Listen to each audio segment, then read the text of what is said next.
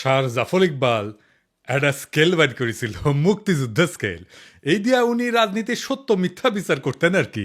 ইদানিক নতুন একটা স্কেল বাইর হয়েছে। এই স্কেল দিয়া আমরা বাংলাদেশে কারা কারা ইন্ডিয়ান লেসপেন্সারি করতেছে সেটা বাইর করে ফেলতে পারবো। সেই স্কেলটা কি? সবাই ভাবিচ্ছে আচ্ছা কয় না কেন দাদা, এত সহজ একটা স্কেল পামো, মেড ইজি হয়ে যাবে সব কিছু, ভালোই তো। কমু খারান, আপনি কয়েকদিন থেকে শুনতেছেন না, যখনই আমি কই বিএনপি ইন্ডিয়ার কোলে গিয়ে উঠছে, তখন বিএনপি ওয়ালারা এসে কয় জিন্দেগি বিএনপি ইন্ডিয়ার কোলে উঠতেই পারে না। ইন্ডিয়া কারে কয়? আমরা তো চিনিই না। এইসব অপপ্রচার করিস তুই শালার রয়্যাল এজেন্ট। তারপরে বিএনপির লোকটা মূর্খ হইলে কবে মালওয়ানের বাচ্চা, আর ডাবল ড্রপ আউট কচু খেতে হইলে কবে কাফের। কিন্তু আজকে এমন কিছু প্রমাণ দিব একেবারে চালচালাইয়া বুঝে যাবেন বিএনপি কার কোলে উঠিছে। শুধু তাই না, বিএনপি একেবারে খাপে খাপ মমতাজের বাপের মতো ক্ষমতায় যাওয়া আর ক্ষমতায় থাকার জন্য আওয়ামী লীগের টেমপ্লেট ইউজ করেছে। আমি গত এপিসোডে কইছিলাম ইন্ডিয়া বিএনপি বুঝাচ্ছে ইসলামপন্থীরা বাংলাদেশে শক্তিশালী হচ্ছে, দেশের মানুষ ব্যাপকভাবে ইসলামের দিকে ঝুঁকিচ্ছে, তোমরা একা সামলাইতে পারবে না, এটা খাইছে বিএনপি। এখন বিএনপি ওয়ালারা কবে ইন্ডিয়া যে বিএনপি করছে আপনি জানলেন কেমনে? আপনি কি উঠে হাজির ছিলেন? না ছিলাম না, কিন্তু বুঝেছি, করে বুঝেছি, এটাই শিখে দিই আপনাকে, চাইনিজ বুদ্ধি। আপনি যদি কারো ফেটে দেন না, তাহলে দেখবেন ও বাইর হয়ে স্যাগায় স্যাগায় হাঁটিচ্ছে। তার মানে আপনি যদি কারো স্যাগায় হাঁটতে দেখেন তাহলে বুঝবেন ওই গড়া গেছে, বুঝছাও? এইবার আসেন দেখি ইন্ডিয়ার খাস লোকেরা বাংলাদেশে কি করছে। বিএনপির সাথে বামেগের ঐক্য হয়েছে, বিএনপির সাথে বামেরা থাকবে, রাজপথে নাকি আন্দোলনও করবি, মাশাল্লাহ। কিন্তু এম এম আকাশ সবচেয়ে গুরুত্বপূর্ণ কথাটা কয়ে ফেলছে ফসাদ কইরা। সে কইছে যে বিএনপি এবং বামসোট প্রতিক্রিয়াশীল শক্তিকে সুযোগ দিতে নারাজ। তো এই প্রতিক্রিয়াশীল শক্তিকে বাংলাদেশের সাধারণ মুসলমান দেখেন কি করছে। মনে হচ্ছে বিএনপি ও বামজোট উভয় বর্তমান দক্ষিণপন্থী প্রতিক্রিয়াশীল ধর্মীয় শক্তিগুলোকে আরো সংগঠিত হওয়ার সুযোগ দিতে নারাজ। এবার বুঝেছেন তো, সব ইন্ডিয়ান লেসপেন্সার এক হইছে। বামেরা কেন এতদিন পরে ঐক্য করে? এই যে নৌকা লাঙ্গল ধানের শীষ সব সাপেরই একই বিষ, এটা কার স্লোগান? CPB slogan. এখন বিএনপির সাথে ঐক্য করার জন্য দেওয়ানা হয়ে গেছে সিপিবি বামেরা। দেখি যাও কোন হারবাল খাইছে, কলিকাতা হারবাল খাইছে।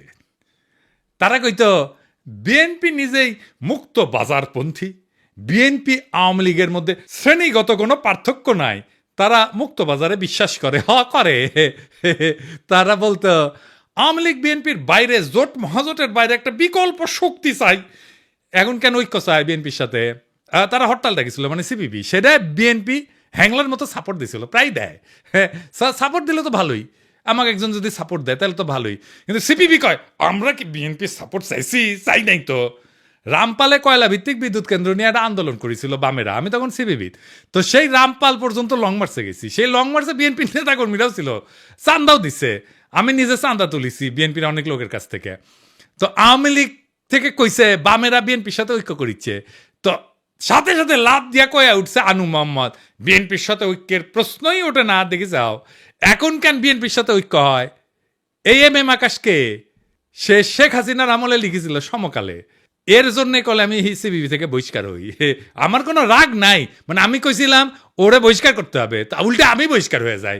সে লিখেছিল তবে ঘটনা যাই ঘটুক, প্রগতিশীল মুক্তিযুদ্ধের পক্ষের শক্তির এক্ষেত্রে যা করণীয় সেটা হচ্ছে 1971 সালের পরাজিত প্রতিক্রিয়াশীল সন্ত্রাসী শক্তিকে যদি আওয়ামী লীগ রাষ্ট্রীয় বল প্রয়োগ করে দুর্বল এবং নিঃশেষিত করতে পারে, তাতে বাগড়া না দেওয়া।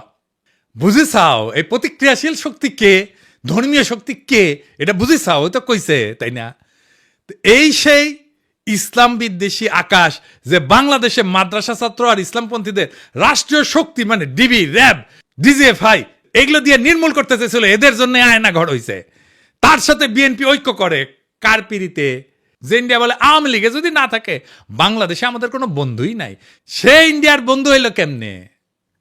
হ্যাঁ, ওরাই কইছে যে দলের সাথে ভারতের সম্পর্ক ঐতিহাসিক, মানে আওয়ামী লীগের সাথে। আওয়ামী লীগ নিজের ওয়েবসাইটে ট্যাঙ্গে রেখেছে, দেখিছে আও কইছে আমাদের সাথে আওয়ামী লীগের সম্পর্ক ঐতিহাসিক। এবার দেখেন আওয়ামী লীগ কি কয়, শুনেন। Well, you know, India is a great friend of Bangladesh. 1971, they supported us, and also 75, they gave shelter. ভারতকে যে দিয়েছি সেটা ভারত সারা জীবন মনে রাখবে। আপনাদের এই দান কোনোদিন আমরা শোধ করতে পারবো না। আমাদের সম্পর্ক ভারতের সাথে যেটা ঐতিহাসিক, যেটা আমাদের রক্তের সাথে সম্পর্কিত, আর চায়নার সাথে আমাদের একটি অর্থনৈতিক সম্পর্ক। আগামী বছর আমরা 50 বছর পূর্তি উৎসব করব। আমাদের বিজয় ভারতের বিজয়, বুঝছেন? আমাদের উন্নয়ন ভারতের উন্নয়ন, ভারতের উন্নয়ন আমাদের উন্নয়ন। ভারত বাংলাদেশ মৈত্রী দীর্ঘজীবী হোক।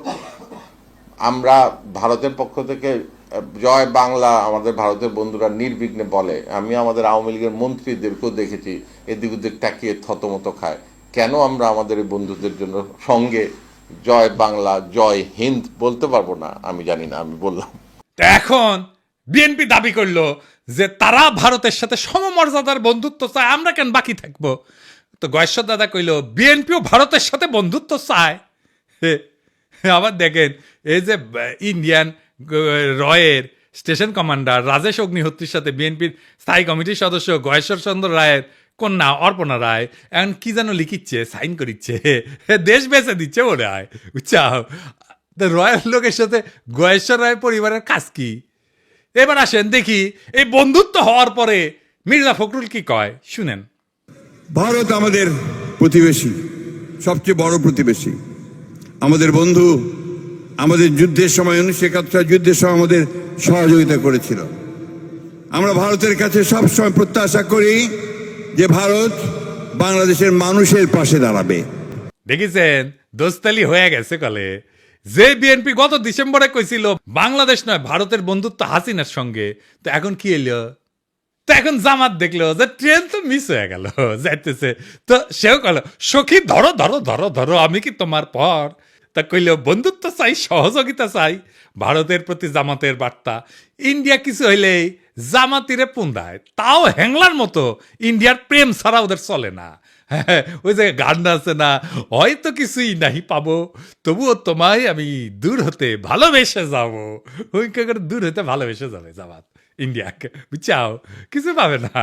তারপরে এসে এখন প্রফেসর ইউনুসকে মোদি কইতেছে বাংলাদেশে কোনো নির্দিষ্ট দলকে সমর্থন করে না ভারত। হ্যাঁ, এই যে ভারতের ফেও ধরা, বন্ধুত্বের ফেও ধরা, দেওয়ানা হয়ে যাওয়া ইন্ডিয়ার বন্ধুত্বের জন্য, এটা কেন? ইন্ডিয়া বাংলাদেশে এমন একটা ধারণা তৈরি করেছে যে ইন্ডিয়া ছাড়া বাংলাদেশে কেউ রাজনীতি করবে পারবে না। ইন্ডিয়ার সাথে গুড টার্মসে না থাকলে বাংলাদেশে ক্ষমতা আসা যাবে না। ইন্ডিয়া আর্মি ঢুকে দেবে বাংলাদেশে, ইন্ডিয়ার নামে কাপড় নষ্ট করে ফেলে। এরা মনে হয় যে বজরং দলের এই পান্ডার কথায় ডরে কাঁপে, বুঝেছাও? শুনেন। বাংলাদেশ এবং পাকিস্তানকে সারা পৃথিবীর মানচিত্র থেকে আমরা মুছিয়ে দেব। বজরং দল হুঁশিয়ার করছে বাংলাদেশ পাকিস্তানকে। এবং আবারও বলছি, ভারতবর্ষ থেকে যারা পাকিস্তানের প্রেমী, যারা পাকিস্তানের গুণগান গাইছে, যারা গাইছে বাংলাদেশের গুণগান, তাদেরকে বলে রাখছি বজরং দল থেকে হুঁশিয়ার দিয়ে দিচ্ছি, আগামী দিনে তোমরা কিন্তু এই ভারতবর্ষকে ছাড়ো, এই ভারত মাতাকে তোমরা ছাড়ো, হাতে অস্ত্র তুলে রাখুন। পাকিস্তানকে কড়া ভাষায় জবাব দিতে হবে। অথবা ওই গদি মিডিয়ারে রংপুর হারসি টাঙ্গাং কাইটে নেওয়ার গল্প শুনে ডরায়। बांग्लादेश का ये वाला जो राज्य है इसका नाम है रंगपुर। ये रंगपुर जो है, अगर ये कब्जा हो गया रंगपुर जगह तो काम खत्म हो गया। अगर हम इसको कब्जा कर ले तो ये पूरा बराबर हो जाएगा। हमारा जो पतला गर्दन था चौड़ा हो जाएगा। अब मोहम्मद यूनुस ये सब चीजों को समझो, वरना अगर ये कब्जा कर लिए तो कहानी खत्म हो जाएगा। চট্টগ্রাম যদি ভারতে চলে আসে তাহলে কিন্তু বাংলাদেশের জন্য শুধু নয়, গোটা পৃথিবীর যারা বে অফ বেঙ্গল বা বঙ্গোপসাগরকে দখল করার চেষ্টা করছেন তাদের জন্য ভয়ঙ্কর চিন্তার কারণ হবে। মালদ্বীপে কি হোগাসাইটা মুইজু ক্ষমতা এসেছিল? নেপালে কি খড়গা প্রসাদ শর্মা ওলি ও কি ইন্ডিয়ার হোগাসাইটা ক্ষমতা এসেছিল? শ্রীলঙ্কায় কি অনুরা কুমার দেশনায়কা ইন্ডিয়া তেলায় তেলায় ক্ষমতা এসেছে? এই ছোট ছোট দেশগুলা ভারত বিরোধিতা নির্বাচনী ম্যানিফেস্টোতে দিয়া যদি ক্ষমতা আসতে পারে, তাহলে বাংলাদেশের রাজনৈতিক দলগুলো ডরায় কেন?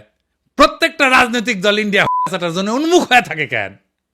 তাইলে যারা মনে করে ইন্ডিয়ার থাকলে বাংলাদেশের রাষ্ট্র ক্ষমতা আসা যাবে না, রাজনীতি করেন না, বাংলাদেশে ভোটে দাঁড়ায়েন না।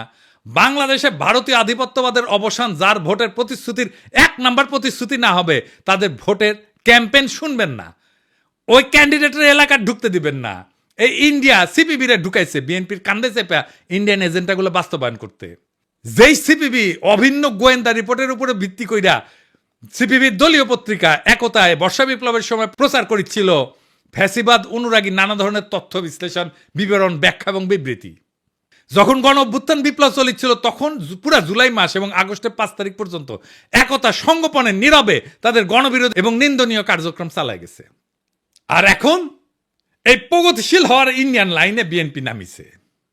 এম এম আকাশে বক্তব্যটা কবে দিছে জানেন? 28শে জানুয়ারি 2025-এ। আর সেইটা পইরা মুগ্ধ হইয়া অসল মালদের নিয়া স্বপ্নে বিভোর বিএনপির জীর্ণ বৃদ্ধ নেতারা প্রগতিশীল হওয়ার একটা লাইন পেয়ে গেছে, ঝাঁপায় পড়েছে তাদের দিকে। পতিত ফ্যাসিস্ট হাসিনার শাসনামলে যখন খুনিদের জুলুম নির্যাতনের বিরুদ্ধে লড়াই করাটা ছিল প্রধান কর্তব্য, তখন নিপীড়নকারীদের দোসর এম এম আকাশের ভূমিকা ছিল ঘৃণ্য দালালির। 2018 সালের পর থেকে বামপন্থীদের মধ্যে থেকে যখনই কোনো আন্দোলন নিয়ে কেউ আগাইতে চেয়েছে তাদের বিরুদ্ধে নামছে, নিন্দা এবং কুৎসা ঘটাইছে এই আকাশ, দিবালক সিংহ এবং চট্টগ্রাম পোর্ট লুণ্ঠনকারী মাহবুব জামান। সিপিবির মধ্যে ফ্যাসিস্ট বিরোধীদের এরা ট্যাগ দিত A to Z ঐক্যপন্থী হিসাবে। খুনি হাসিনা সরকার ফেলার জন্য এরা বিএনপি জামাতের সাথে ঐক্য করতে চায়, এই অভিযোগ তুলিয়া সিপিবিতে তাদের রাজনৈতিক প্রতিপক্ষকে কোণঠাসা করা হইতো। আর এখন এই এম এম আকাশ সাইছে বামপন্থীদের মধ্যে সবচেয়ে প্রো বিএনপি তাত্ত্বিক হিসাবে। এখন কাদের সাথে কৌশলগত জোট করতে হবে এদের সেই সিগন্যাল দিচ্ছে ইন্ডিয়ারা, সাথে নেমে পড়ছে এজেন্টগুলা। লেখক মুস্তাক আহমেদ নির্যাতিত হয়ে কারাগারে মৃত্যুবরণ করলে এর প্রতিবাদে ঢাকার রাস্তায় আন্দোলনের নামে ছাত্র ইউনিয়ন। তখন গ্রেপ্তার হওয়া 6 ছাত্র নেতাকে বিপদগামী বলে ঘোষণা দেয় সিপিবি এম এম আকাশ। সংগ্রামরতদের ধরে শারীরিক নির্যাতন করে জেলে পুরতে পুলিশকে উৎসাহ দিয়েছিল এই দলটির আওয়ামী লীগপন্থী নেতারা। কতটা নিষ্ঠুর নির্মম বাটপার হইলে নিজ দলের নেতাকর্মীদের বিরুদ্ধে রাষ্ট্রশক্তিদেরকে লেলাই দিতে পারে। ফ্যাসিস্টদের এই সহযোগী সিপিবির নেতারা তাদের প্রাণাধিক প্রিয় মুজিব তনয়া খুনি হাসিনার পলায়নের 9 মাসের কম সময়ের মধ্যে স্বপ্ন দেখতেছে বিএনপির ঘাড়ে ভর করে রাজনীতির ময়দানে আশ্রয় নিবে।